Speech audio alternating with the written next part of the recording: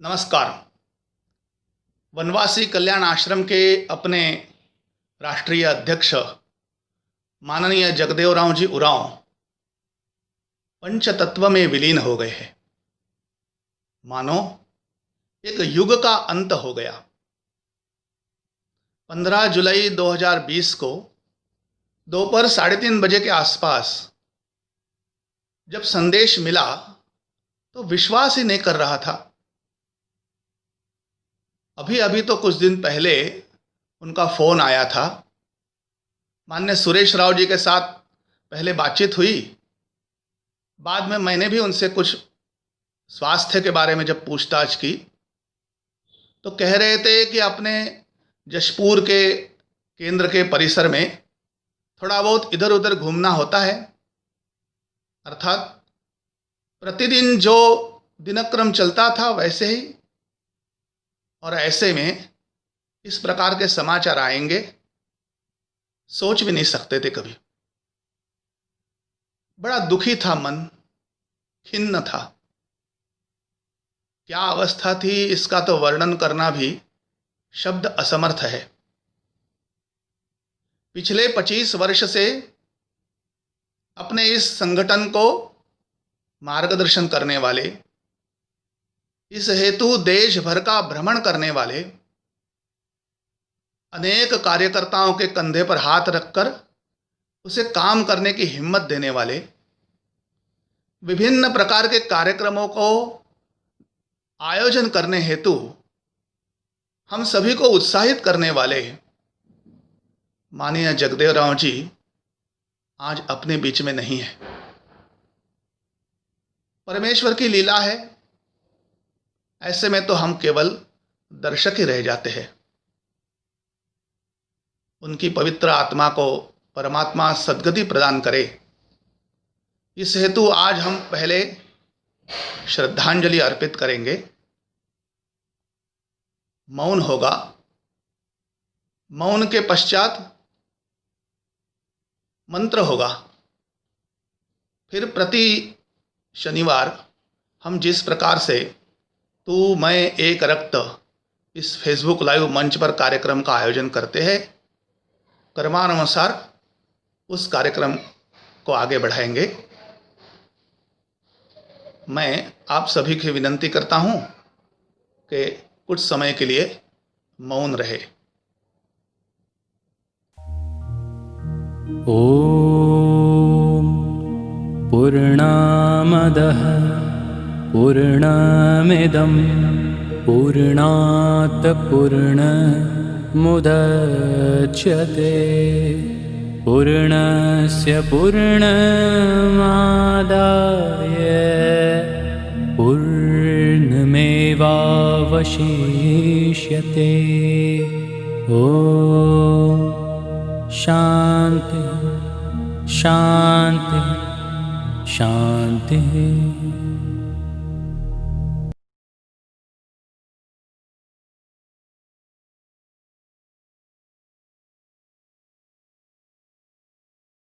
राम राम। तू मैं एक रक्त फेसबुक लाइव में आपका स्वागत है। आज आपके सामने जो विषय रखने वाले हैं उनका पूरा परिचय श्रीमती माधवी निशिकांत जी जोशी। उनकी शिक्षा MA BEd तक हुई है। आप कई वर्ष तक उच्च माध्यमिक विद्यालय में शिक्षिका की नौकरी की है। उसके बाद आप सन 1981 से पूर्णकालीन कार्यकर्ता के रूप में कार्यरत है। सन 1981 से 1991 उत्तर पूर्व क्षेत्र महिला प्रमुख आसाम में कार्यरत रहे। सन 1991 से 1992 में प्रांत महिला प्रमुख छत्तीसगढ़ में रहे। सन 1993 से 1995 में 3 क्षेत्रों की महिला प्रमुख दक्षिण क्षेत्र, मध्य क्षेत्र, पूर्वी उत्तर क्षेत्र। सन 1996 से 1997 अखिल भारतीय सह महिला प्रमुख करके दायित्व था। सन 1998 से अखिल भारतीय महिला प्रमुख। वर्तमान में आपका मुख्यालय नागपुर है। भारत की महिलाएं मिलकर देश का मान बढ़ाएंगे। सबल नारी से सबल राष्ट्र हो, मंत्र यही गुंजाएंगे, हम विश्व विजय कर जाएंगे। सीता जैसा त्याग है हम में, लक्ष्मीबाई सा शौर्य है, पांचाली का तेज है हम में, सावित्री सा धैर्य है। प्रेम समर्पण की धारा को अविरल सदा बहाएंगे, सबल नारी से सबल राष्ट्र हो, मंत्र यही गुंजाएंगे, हम विश्व विजय कर जाएंगे। माँ भगिनी बेटी भार्या बन हर कर्तव्य निभाया है, जीवन के हर क्षेत्र में हमने विजय ध्वज लहराया है। संस्कृति के संवर्धन हेतु प्राणों को भी लुटाएंगे, सबल नारी से सबल राष्ट्र हो, मंत्र यही गुंजाएंगे, हम विश्व विजय कर जाएंगे। रानी मार दुर्गावती ने दुष्टों को ललकारा था, सिंगी दई और कैली दई ने धूलि साथ कर डाला था। उसी मार्ग पर चलकर फिर हम राष्ट्र धर्म निभाएंगे, सबल नारी से सबल राष्ट्र हो, मंत्र यही गुंजाएंगे, हम विश्व विजय कर जाएंगे। पश्चिम के इस मोह जाल में निज सम्मान भुलाया है, स्वार्थ भोग के अंधकार ने मानव को भरमाया है। समरसता के महामंत्र से सेवा दीप जलाएंगे, सबल नारी से सबल राष्ट्र हो, मंत्र यही गुंजाएंगे, हम विश्व विजय कर जाएंगे। भारत की महिलाएं मिलकर देश का मान बढ़ाएंगे, सबल नारी से सबल राष्ट्र हो, मंत्र यही गुंजाएंगे, हम विश्व विजय कर जाएंगे, हम विश्व विजय कर जाएंगे, हम विश्व विजय कर जाएंगे। महिला कार्य कल्याण आश्रम के बृहद कार्य का एक हिस्सा है। कल्याण आश्रम के सभी आयामों में महिला कार्य जुड़ा हुआ है, इसलिए इसकी प्रस्तुति देना जरा कठिन है, फिर भी मैं प्रयास कर रही हूँ। महिला कार्य का विचार जब मन में आता है तो एक घटना मुझे याद आती है। बस्तर के चित्रकूट में एक बालक छात्रावास कल्याण आश्रम द्वारा चलता है। वहाँ पर आसपास के बस्ती में छुआछूत की भावना बहुत प्रबल थी। अपने कल्याण आश्रम के हैंडपंप पर आसपास के बस्ती की बहनें पानी भरने आती थी। पानी भरने के लिए जब आती थी तो अपने बर्तन में पानी लेकर आती थी, हैंडपंप को धोती थी और पानी भर के फिर वापस जाती थी। माने इस प्रकार की छुआछूत की भावना वहाँ थी कि वो हैंडपंप को धोने का काम करती थी। वहाँ पर बाद में कल्याण आश्रम का महिला कार्य प्रारंभ हुआ। स्वयं सहायता समूह के माध्यम से महिला कार्य प्रारंभ करना पड़ा और साथ में इनके जैसे पैसे की लेन देन, इसके साथ साथ विभिन्न प्रकार के कार्यक्रम भी इन बहनों के बीच में होने लगे। कहीं रक्षाबंधन का कार्यक्रम करना, कहीं पिकनिक के लिए जाना, पिकनिक में भोजन एक साथ बनाना, एक साथ भोजन करना आदि भी करने लगी। और धीरे धीरे 2-3 महीने के बाद एक बात हम लोगों के ध्यान में आई कि यहाँ का बहनें जब पानी भरने के लिए आती है तो हैंडपंप को नहीं धोती है। ये परिवर्तन वहाँ के समाज में आया, वहाँ के बहनों में आया। ये छुआछूत की भावना उनके आपस में कम होती गई और एक सामाजिक समरसता का वातावरण वहाँ पर तैयार हुआ। माने महिला कार्य के कारण इस प्रकार की सामाजिक समरसता भी होती है, यह उदाहरण इससे ध्यान में आता है।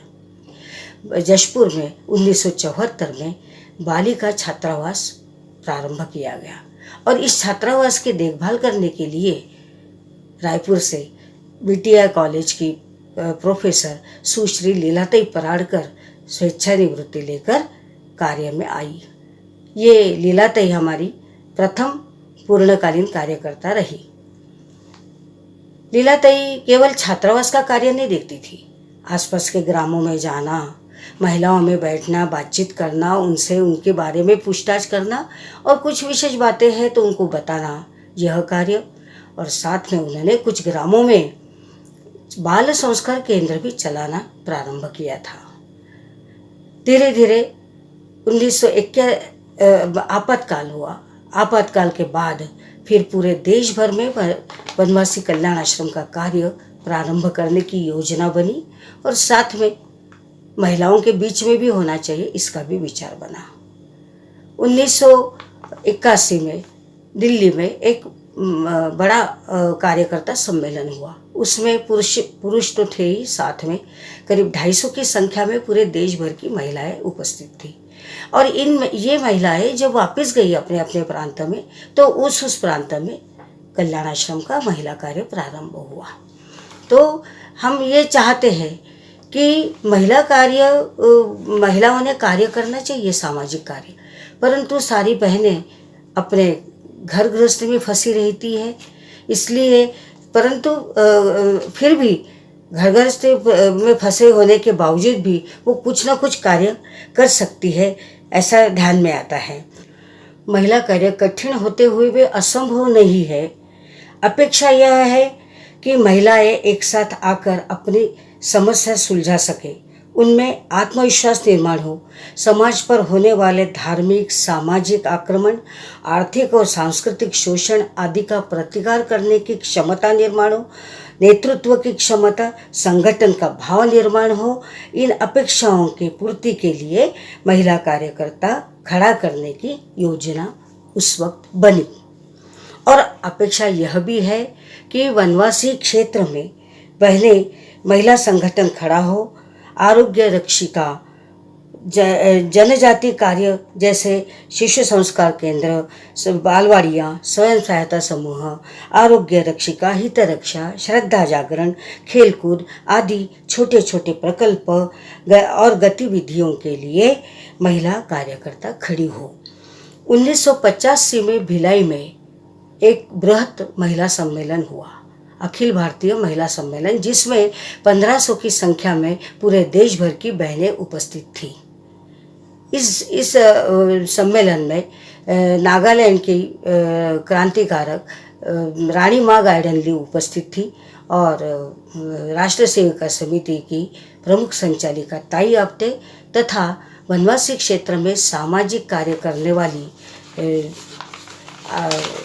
अनुतई वाघ भी उपस्थित थी। इस सम्मेलन में रानी माँ का 17वां जन्म दिवस धूमधाम से मनाया गया। धीरे धीरे संपूर्ण देश में ग्रामीण क्षेत्र में महिला समितियां गठन हुई। उसके माध्यम से बाल संस्कार केंद्र, सत्संग केंद्र, स्वयं सहायता समूह प्रारंभ किए गए। विभिन्न प्रकार के शिविर, चेतना शिविर, अभ्यास वर्ग, किशोरी विकास शिविर आदि के माध्यम से महिला कार्यकर्ता कार्य में लगी। महिला कार्यकर्ताओं का वनवासी क्षेत्र में प्रवास होने लगा। पैदल पैदल जाना, पहाड़ी में जाना, जंगल में जाना और विभिन्न प्रकार के संकटों से जूझकर भी ये बहनें प्रवास करने लगी। अलग अलग दायित्व लेकर ये सारी बहनें कार्य करने लगी और धीरे धीरे समाज में जागरूकता आने लगी और बहुत बड़ा ऐसा महिला संगठन वनवासी क्षेत्र में खड़ा हुआ। केवल वनवासी क्षेत्र में नहीं तो नगरीय कार्य में भी, नगर में भी बहनों का कार्य प्रारंभ हुआ। नगर की बहनें जो वनवासी क्षेत्र के बहनों के बारे में या वनवासी समाज के बारे में उनके समस्याओं को सुलझाने के लिए ये सारी नगर की बहनें कार्य करने लगी। विविध प्रकार की समितियां गठन करने लगी। धन साधन संग्रह तो करती ही थी, साथ में कहीं समस्या, किसी प्रकार की आरोग्य की समस्या हो या किसी प्रकार के उनका विकास करने की बातें हो, तो ये सारी बातें ये नगर की बहनें अपनी समितियां गठन करके वनवासी क्षेत्र में जाना और उनके साथ बातचीत करना, माने तू मैं एक रक्त के इस भावना से ये नगर की बहनें भी कार्य करने लगी। तो इस और साथ में फिर उनके विभिन्न प्रकार के प्रशिक्षण चलाना, किसी प्रकार के यदि हॉस्पिटल में कुछ काम है तो बहनों को मदद करना, या वहाँ के छात्रावासों में जो नगर में जो वनवासी बहनों के छात्रावास चलते हैं उसमें जाकर उनकी कुछ समस्या है तो उसको सुलझाने का काम ये सारी नगर समिति की कार्यकर्ता करने लगी। तो इस प्रकार का महिला कार्य नगरों में भी प्रारंभ हुआ। वर्तमान में पूरे देश में अखिल भारतीय स्तर से लेकर ग्राम स्तर तक महिला कार्यकर्ता काम कर रही है, कार्य कर रही है। 300 की संख्या में बहनें पूर्णकालीन नाते से पूरा समय कल्याण आश्रम के कार्य में लगी है। बहुत सारी कार्यकर्ता अविवाहित होकर भी कार्य कर रही है और 450 की संख्या में करीब अंशकालीन बहनें कार्य कर रही है और अपने घर गृहस्थी संभालकर, अपना व्यवसाय संभालकर, अपनी नौकरियां संभालकर काफ़ी हजारों की संख्या में बहनें कल्याण आश्रम के महिला कार्य को मदद कर रही है और प्रत्यक्ष कार्य कर रही है। अपने देश में प्रत्येक प्रांत की स्थिति अलग है, खान पान, भाषा, व्यवहार, संस्कृति, और इसमें तो वनवासी क्षेत्र में और विभिन्न प्रकार देखने के लिए मिलते हैं। तो हम जानते हैं उत्तर पूर्वांचल के 7 प्रांतों में विभिन्न प्रकार की स्थिति है। वहाँ पर आतंकवाद, अलगाववाद, बांग्लादेशी घुसपैठिए और विविध प्रकार के अत्याचार, ये सब मुस्लिमों का आक्रमण है, क्रिश्चियनों का आक्रमण है, इसमें होने वाले अत्याचार, इसलिए वहाँ के समाज को में एक प्रकार के जुझारूपन देखने के लिए मिलता है। तो ऐसी स्थिति में वहाँ उस क्षेत्र में 1981 में कल्याण आश्रम महिला कार्य प्रारंभ हुआ। उत्तर पूर्वांचल में पहले तो आसाम में प्रारंभ हुआ, मणिपुर, त्रिपुरा, सभी जगह प्रारंभ हुआ। तो धीरे धीरे वहाँ पर विभिन्न प्रकार के सम्मेलन, शिविर, कार्यकर्ता वर्ग आदि के माध्यम से कल्याण आश्रम महिला कार्य प्रारंभ किया गया और इसके माध्यम से फिर धीरे धीरे महिलाएं कार्य से जुड़ती गई। उनके लिए अलग अलग प्रकल्प प्रारंभ किए गए, जैसे सत्संग केंद्र, स्वयं सहायता समूह और बाल संस्कार केंद्र आदि भी प्रारंभ किए गए। और दूसरा आर्थिक विकास का भी कार्य वहाँ पर, जैसे वहाँ पर हाथकरघा चलता है तो उस हाथकरघे पर चीज़ें बनाना और उसको शहर में बेचना, इस प्रकार का बिक्री करना उसकी, और इसका लाभ हमारे वनवासी बहनों को मिलता था। तो ये भी कार्य उस क्षेत्र में प्रारंभ हुआ और इसके कार्य के माध्यम से फिर ग्राम समितियां गठन की गई महिलाओं की, और उस समितियों के माध्यम से अलग अलग महिला कार्यकर्ता जुड़ती गई और जो समस्या समाज में आती है उस समस्या समाधान करने की क्षमता भी इन बहनों में निर्माण होती गई और धीरे धीरे वहाँ का बहुत सारी पूर्णकालीन कार्यकर्ता भी उसके माध्यम से निकली और वर्तमान में तो काफ़ी कार्यकर्ता, महिला कार्यकर्ता उस क्षेत्र में काम कर रही है। हमें एक बात है कि उधर 2 समाजों के बीच में बहुत बार गलत फहमी के कारण संघर्ष भी होते रहते, उसका परिणाम सभी समाज पर होता है। कभी जनहानि होती है, माल हानि तो होती रहती है, परंतु कितने सारे लोग मरते भी हैं। तो ऐसे हालात में वहाँ के समाज को संबल देना, राहत कार्य देना, ये सारा काम उधर क्षेत्र की महिला कार्यकर्ता करती है। बहुत अच्छे से उनका कार्य चल रहा है। किसी प्रकार की भी समस्या आई तो भी उस समस्या को कैसे निराकरण करना, कैसे वहाँ के समाज को साथ में लेकर काम करना, यह उत्तर पूर्वांचल की बहनें बहुत अच्छे से, कार्यकर्ता बहनें बहुत अच्छे से काम कर रही है। अभी जैसे मणिपुर एकदम सीमावर्ती क्षेत्र, हम लोग सब जानते हैं कि उधर म्यांमार है और उधर से आने वाले ड्रग्स का भी बहुत कुछ प्रभाव उस क्षेत्र में है। ऐसे और आतंकवाद तो है ही, अलगाववाद है। तो ऐसे हालात में कल्याण आश्रम महिला कार्य बहुत अच्छे से चलता है। सभी बहनें उस कार्य में लगी है और महिला कार्य के माध्यम से ही ज़्यादा समाज में जागृति भी आई है। तो उसका एक उस क्षेत्र में 2 जनजाति ऐसी है कि जो विलुप्त होने के कगार में है, बहुत कम उनकी संख्या बची है। तो ऐसे जनजाति में जाकर वहाँ के कार्यकर्ताओं ने इस जनजाति के बुजुर्ग लोगों के साथ बातचीत करके उनके कुछ गीत है, लोकगीत है, विवाह पद्धति है और विभिन्न प्रकार की संस्कृति है, भाषा है, इस सब का अध्ययन किया, उसकी सीरीज तैयार की और बहुत अच्छे से उनके नृत्य गान की भी प्रतियोगिता भी की। तो इसके कारण उस समाज में एक अच्छा वातावरण निर्माण हुआ। तो ये भी माने केवल सामाजिक कार्य माने प्रकल्प चलाना ये नहीं, तो उस वहाँ के समाज को एक अच्छी एक स्थिति निर्माण हो कि वो नष्ट न हो, उनकी संस्कृति नष्ट न हो, इसका भी प्रयास उत्तर पूर्वांचल के मणिपुर के प्रांत में बहनों ने किया। तो इस प्रकार का कार्य उत्तर पूर्वांचल में चल रहा है। श्रद्धा जागरण के माध्यम से महिला कार्य बड़े अच्छे ढंग से चल रहा है। अधिकतम का प्रांत में महिला कार्य श्रद्धा जागरण के माध्यम से चलता है। सत्संग केंद्र आदि, ब्राह्मण मंडली आदि, विशेष रूप से आंध्र, उड़ीसा और तमिलनाडु में अच्छे वहाँ का धर्म परिवर्तन भी नहीं हो पाया, बहुत अच्छे से वहाँ का कार्य चल रहा है। तमिलनाडु का विशेष बात ऐसी है कि उस क्षेत्र में छुआछूत की भावना बहुत थी वनवासी क्षेत्र में, परंतु महिला कार्य के कारण वहाँ पर दीप पूजा का कार्य प्रारंभ हुआ।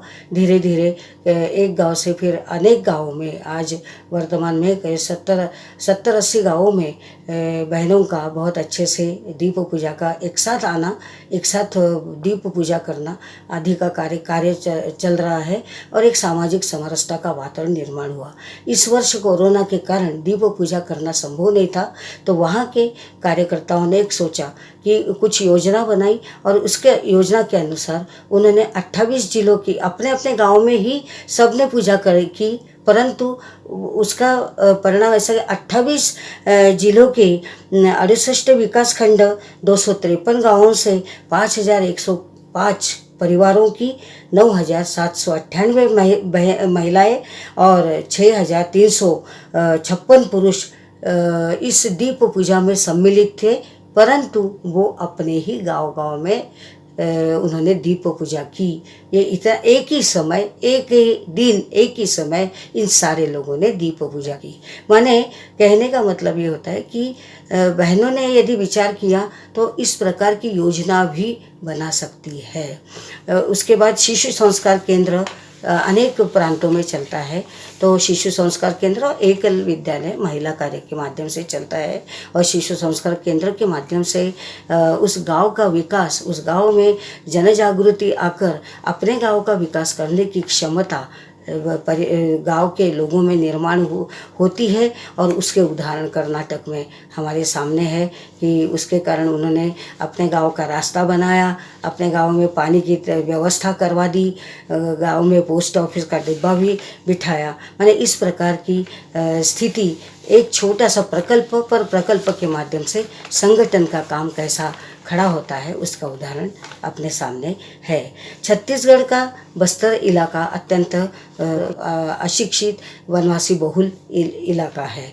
तो उस क्षेत्र में बारसूर केंद्र पर अपनी बहनें 10-12 बहनें कार्य से प्रारंभ किया उन्होंने और आसपास के गांवों में संपर्क करना, वहाँ उस क्षेत्र का सत्संग केंद्र चलाना और साथ में लोगों में, महिलाओं में जागृति लाना, क्योंकि उस क्षेत्र में अंधविश्वास है, आतंकवाद है, नक्सलवाद है, अशिक्षा है, अनेक प्रकार के आक्रमण है, शोषण है। इसका निराकरण हम अपने संगठन के माध्यम से कैसा कर सकते, इसमें महिला कार्यकर्ता ने जागरूकता लाई और उसके कारण अनेक प्रकार की स्थिति, अनेक प्रकार का विकास उस क्षेत्र में हुआ। एकदम निरक्षर बहनों को भी साक्षर करने का कार्य हमारे इन कार्यकर्ताओं ने किया। इसके नेतृत्व वहाँ की बुधरी ताती करके एक कार्यकर्ता रही, उसका नेतृत्व रहा। उसके कारण करीब 250 ग्राम समितियाँ महिलाओं की बनाई गई थी और उसके माध्यम से अलग अलग प्रकार की समस्या, अलग अलग प्रकार का विकास उस क्षेत्र में किया गया। तो ऐसा जहाँ पर एकदम साक्षरता का कहीं भी नामो निशान नहीं, ऐसे क्षेत्र में हमारी बहनों ने बस्तर में बहुत अच्छे से कार्य किया। तो इस प्रकार का कार्य, महिला कार्य के माध्यम से कैसा परिवर्तन होता है, और ना कहीं क्रिश्चियनिटी उस क्षेत्र में जा पाई, ना कुछ नक्सलवादी लोगों का आतंक उस क्षेत्र में नहीं था जहाँ पर अपना काम चलता है। तो इस प्रकार की स्थिति उस क्षेत्र में अपने कारण हुई है। तो दूसरा हमारे महिला कार्य के माध्यम से स्वयं सहायता समूह, जैसे हम जानते हैं कि महिलाओं के इसमें पैसे की लेन देन या पैसा कुछ बचता नहीं, तो ऐसे इसमें महीने का मुझे कुछ तो भी पैसा बचना चाहिए, इसलिए महिलाओं ने एक स्वयं सहायता समूह का गठन करने की योजना बनती है। तो उसके अनुसार कल्याण आश्रम ने, इसका भी मैंने उदाहरण एक दिया था बस्तर का, तो कल्याण आश्रम के द्वारा करीब 3,500 स्वयं सहायता समूह पूरे देश भर में अलग अलग प्रांत में चलते हैं। उसमें से सबसे ज़्यादा स्वयं सहायता समूह झारखंड में चलते हैं, और झारखंड में चलने का मैंने इतना करीब 17,000 बहनें इसके साथ जुड़ी हुई है। और केवल पैसे की लेन देन नहीं, तो साथ में अपने गांव का विकास करना, अपने गांव की संस्कृति टिकाना, व्यसन मुक्ति करना, किसी प्रकार की समस्या आई तो उसका निराकरण करना, ये सारी बातें स्वयं सहायता समूह के माध्यम से महिलाओं ने की है। तो इतना ही नहीं तो कहीं कुछ कुटीर उद्योग करके अपना आय स्रोत उनमें से मिलता है। साथ में जो बहनें नगरों के तरफ काम के लिए जाती है, घरेलू काम के लिए जाती है, उनका भी जाना इस स्वयं सहायता समूह के माध्यम से कितने सारे गांवों से बहनों का पलायन बंद हुआ है। ये एक अलग परिवर्तन उस क्षेत्र में दिखाई देता है। एक तो ऐसी घटना कि लोहरदगा के पास एक छोटे गांव में एक असामाजिक तत्व ने किसी किसान की ज़मीन दखल की थी, तो उस ज़मीन को कानूनी तौर पर और मैंने झगड़ कर बराबर उस अपनी स्वयं सहायता समूह की बहनों ने उसको छुड़ाया और उस किसान को वापस किया। तो कहने का मतलब कि किसी भी प्रकार की समस्याएं कुछ भी सामने आया तो उसको कैसा हम ठीक कर सकते हैं, इसका उदाहरण हमारे महिला कार्य के कारण दिखता है। कल्याण आश्रम का कार्य, महिला कार्य नगरों में चलता है, इसका उल्लेख मैंने पहले ही किया है। देश के बड़े बड़े नगरों में महिला कार्य चलता, विशेष रूप से कुछ महानगरों का उल्लेख मैं आपके सामने करना चाह रही हूँ। मुंबई अपने देश का बहुत बड़ा आर्थिक महानगर है। वहाँ पर महिलाओं ने महिला समितियाँ, अलग अलग विभागों में महिला समितियाँ गठन की है और उसके माध्यम से आसपास के वनवासी ग्रामों में जाकर ये वहाँ उन्होंने गोद लिए हैं कुछ ग्राम, और वहाँ पर शिक्षा, संस्कार और कुटीर उद्योग का कार्य महिलाएं कर रही है। वहाँ के बच्चों को कोचिंग देने का भी कार्य मुंबई महानगर की महिलाएं कर रही है।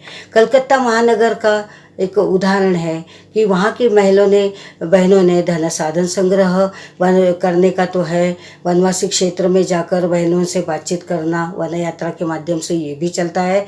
साथ में महानगर में काफ़ी उन्होंने महिला समितियाँ बनाकर अलग अलग कार्य करती है। तो उसमें से कुछ बहनों का वनवासी क्षेत्र की बहनों को, युवतियों को लाकर उनके सिलाई प्रशिक्षण देने का काम करती है। अभी तक तक सैकड़ों बहनों को सिलाई प्रशिक्षण दिया गया है महानगर में, कलकत्ता के, और वहाँ से उनको मशीन भी दी जाती है और वो मशीन देकर वहाँ पर उनका खुद का आर्थिक विकास करने के लिए गांव-गांव में उनकी व्यवस्था हो जाती है। यह कार्य कलकत्ता की बहनें कर रही है। साथ में जो बच्चे 8वीं से 12वीं तक के स्कूल में जाते हैं, इनको छुट्टियों में, गर्मी की छुट्टियों में कलकत्ता में बुलाकर वहाँ पर उनका कोचिंग दिया जाता है। इंग्लिश, गणित और साइंस का, साथ में कंप्यूटर भी सिखाया जाता है। माने इस प्रकार का कार्य भी वहाँ की महानगर की बहनें कर रही है। बहुत अच्छे से उनका कार्य चल रहा है। राजस्थान का उदयपुर शहर में वनवासी क्षेत्र की बहनों द्वारा कशीदाकारी का कार्य किया जाता है। ये बहनें जूट के कपड़े पर कशीदा निकालती है और उसके विभिन्न प्रकार की चीज़ें, माने जैसे बैग्स है, बड़ी बड़ी बैग्स है, कुछ पर्सेस है, मोबाइल के कवर है आदि, और बच्चों के गेम्स है आदि, विभिन्न प्रकार की चीज़ें बनवाकर उसको बेचने का काम उदयपुर महानगर की बहनें करती है। और इसका लाभ, सब आर्थिक लाभ हमारे वनवासी बहनों को ही मिलता है। और हम जानते हैं कि महिला कार्यकर्ता अलग अलग क्षेत्र में, अलग अलग प्रांत में बहुत अच्छे से काम कर रही है। सांगठनिक ढांचे के साथ साथ कुछ बहनें तो ऐसी हैं जिनके उदाहरण मैं आपके सामने रखना चाह रही हूँ। हमारे महाराष्ट्र प्रांत का एक कातकरी समाज है। कातकरी समाज अत्यंत माने विकास के दौर में ज़रा पिछड़ा रहा, और वहाँ पर एक जाम्बिवली करके स्थान है, वहाँ पर एक बालक छात्रावास में हमारी एक ठमाताई पवार करके बहन भोजन बनाने के लिए थी, तो उसने बच्चों का गीत भजन वगैरह सुनते सुनते खुद भी सीखना शुरू किया। साथ में बच्चों के साथ साथ रहकर उसने अक्षर ज्ञान भी सीखा और धीरे धीरे पढ़ना लिखना भी शुरू हो गया उसका।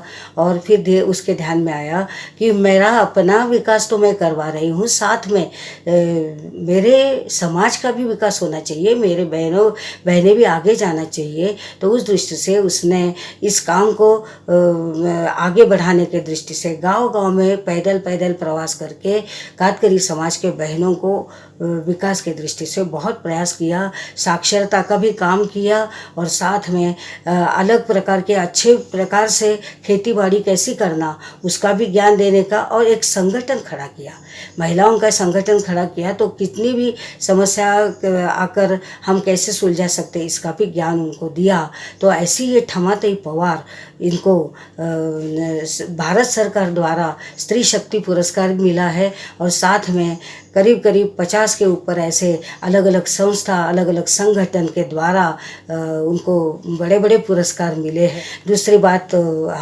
मैंने बुधरी ताती का नाम लिया। बुधरी ताती को भी छत्तीसगढ़ शासन का भी इस पुरस्कार मिला। साथ में विभिन्न संगठन, विभिन्न संस्थाओं के द्वारा भी बहुत सारे ऐसे पुरस्कार मिले।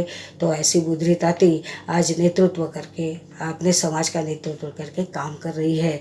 ठमाताई भी बहुत अच्छा नेतृत्व करके काम कर रही है। तीसरे, हमारी और कार्यकर्ता निर्माण कैसे होते हैं, तो हमारा छात्रावास चलता है लड़कियों का पुरुलिया में। तो बालिका छात्रावास में एक मालती सोरेन करके बचपन से पढ़ने के लिए आई, अब वो ग्रेजुएट होने के बाद अपने कार्य में पूर्णकालीन नाते से कार्य कर रही है। विभाग के नगर की महिला प्रमुख नाते से आज वो पूर्णकालीन नाते से विवाह न करते हुए इस कार्य में लगी है। ऐसी हमारी बहनें, एक रायपुर छात्रावास में उत्तर पूर्वांचल के मिजोरम की एक के लिए धोनी रुंगरियांग, वो पढ़ते पढ़ते डॉक्टर बन गई, और डॉक्टर के लिए उसने एमडी भी, बाद में फिर डॉक्टरेट उनको अलग एमफिल भी किया और एमडी भी हो गई। और उसके साथ साथ आज वर्तमान में वो उत्तर पूर्वांचल में गुवाहाटी में एक सेवा भारती का बहुत अच्छा पूर्णकालीन नाते से काम कर रही।